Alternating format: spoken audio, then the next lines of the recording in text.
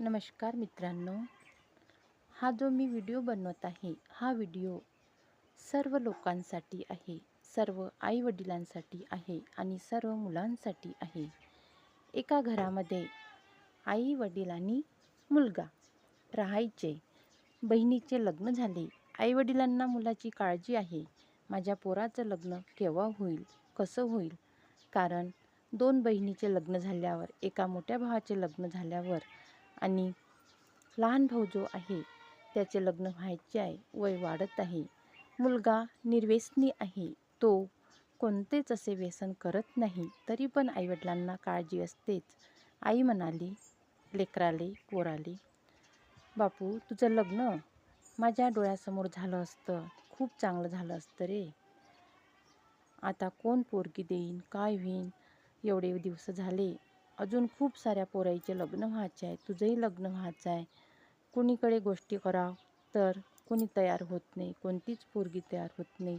आणि पोरीचे आईवडीलही म्हणते, पोराला सरकारी नोकरी आहे का, पोराचं घर स्लॅबचं आहे का, पोराच्या घरी किती एकर शेती आहे, असं विचारते. कसं होईन रे दादा आम्ही गेल्यावर, कसा राहशील मग तू, अशी आई म्हणते पोराले. पोरगं विचारात पडते, आई पोरगी भेटत नाही तर मी का करू आता? बरोबर आहे ना, कोणाची पोरगी काही रस्त्यावर पडली नाही आहे आणि रस्त्यावर पडूनही कोणी काही उचलून आणू शकत नाही. कारण या जमान्यामध्ये आता पोरी भेटणं मुश्किल झालेलं आहे. सर्वच पोरी म्हणतात की मला शेतकरी नवरा नको, शेतीवाला नवरा नको. कारण शेतीमध्ये काम करावं लागते. शेतीत काम केलं नाही तर काय होणार मग? कारण शेतकऱ्याच्या बायकोला शेतीत काम तर करावंच लागते ना. पण खरी परिस्थिती अशी आहे मित्रांनो, मी तुम्हाला सांगते.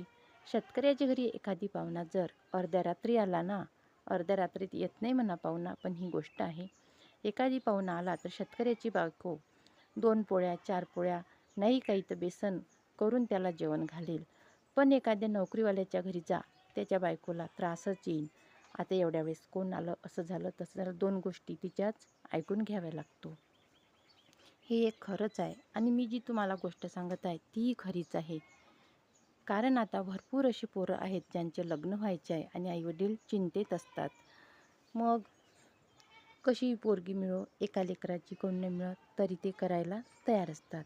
पण एका लेकराची करायला तयार असल्यावरही ती चांगलीच असली पाहिजे ना. काही काही पोरी कशा असतात, प्रॉपर्टीसाठी नवरा करतात आणि मग अजून तिला ज्या पद्धतीने वागायच्या आहेत त्या पद्धतीने त्या वागतात.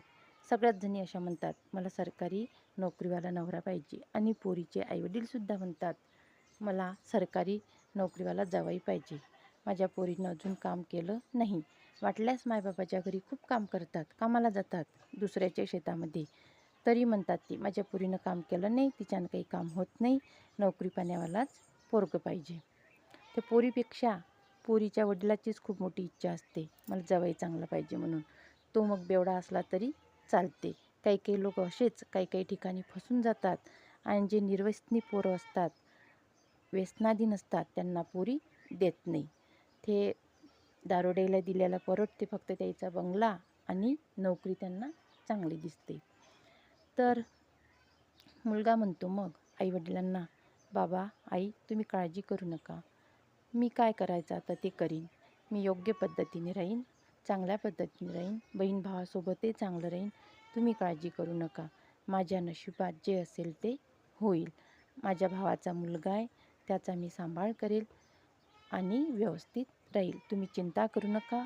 योग्य जेवण करत जा, योग्य पद्धतीने राहत जा, आपल्या तब्येतीची काळजी घेत जा, असा तो मुलगा म्हणाला. आणि हे ऐकून आईवडिलांच्या डोळ्यामध्ये पाणी आलं. माझं पोरगं एक रामाचं नाव देऊन त्या आईवडिलांनी त्या देवाचं स्मरण केलं आणि त्या मुलाला सांत्वना देत, म्हणजे त्या मुलाला सांत्वना कशी, नाही होत तर नाही होत बापू, काय करायचं आहे, त्याच्यात काही खूप मोठी गोष्ट नाही, तुझ्या पोटापुरती आपल्या घरी भरपूर काही आहे, असं म्हणून आईवडीलसुद्धा मस्त शांत चित्ताने शांतपणे त्यांनी कसा तो श्वास टाकतो ना निश्वास, तशा पद्धतीने त्यांनासुद्धा खूप चांगलं वाटलं. हे ऐकून आणि हे पाहून माझेसुद्धा डोळे पाणावले. कारण की आईवडिलांना आपला मुलगा आपल्यासमोर कुवारा असलेला चांगला वाटत नाही. त्यांनासुद्धा वाटत असते की माझ्या पोराचं लग्न झालं असतं बाई, बरं झालं असतं, आतापर्यंत नातवंड झाले असते, घरामध्ये सून आली असती, नाही का? तुम्ही जर माझा व्हिडिओ बघत असाल कोणी मित्रांनो, किंवा माझी आई किंवा माझी मावशी काकू कोणी बघत असेल, तुमच्याकडे सुद्धा हीच परिस्थिती असेल, नाही का?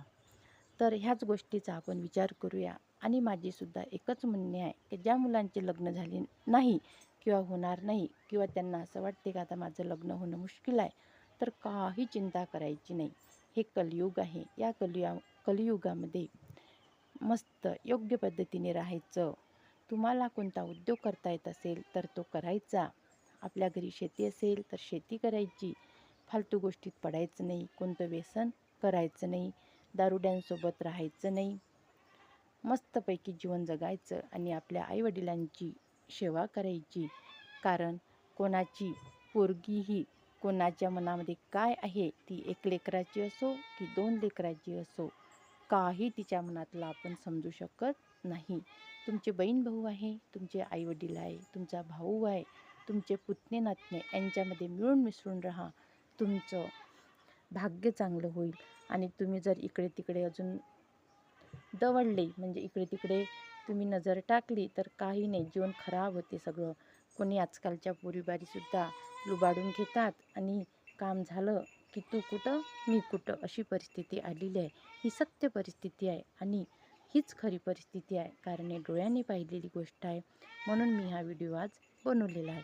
तुम्हाला आवडला असल्यास तुम्ही लाईक करा, कमेंट करा आणि तुमच्या नजरेसमोर सुद्धा अशा काही गोष्टी घडत आहेत का, हे सुद्धा व्हिडिओच्या मार्फत कमेंटद्वारे मला सांगा. ठीक आहे मग.